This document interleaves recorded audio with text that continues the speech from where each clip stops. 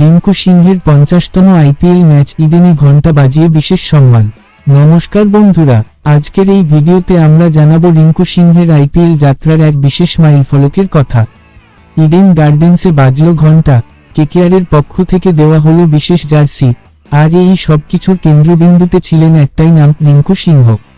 হ্যাঁ, আইপিএলের 50তম ম্যাচ খেলতে নামলেন রিঙ্কু, আর সেই উপলক্ষে কলকাতা নাইট রাইডার্স পক্ষ থেকে তাকে উপহার দেওয়া হলো এক বিশেষ স্মারক জার্সি।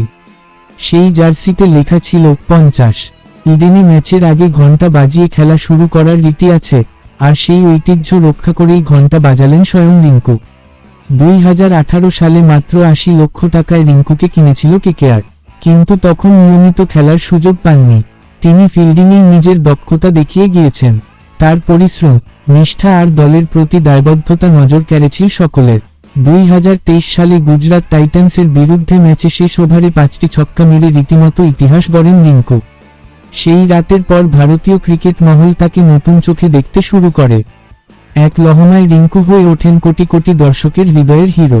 এই আইপিএল মরশুম শুরুর আগে কেকেআর কোনো ঝুঁকি নেয়নি। 13 কোটি টাকা খরচ করে রিঙ্কুকে ধরে রাখে তারা। ভাবা যায়, 2017 সালে যাকে পাঞ্জাব কিংস মাত্র 10 লক্ষ টাকায় কিনে ছেড়ে দিয়েছিল, সেই রিঙ্কুই আজ কোটির তারকা।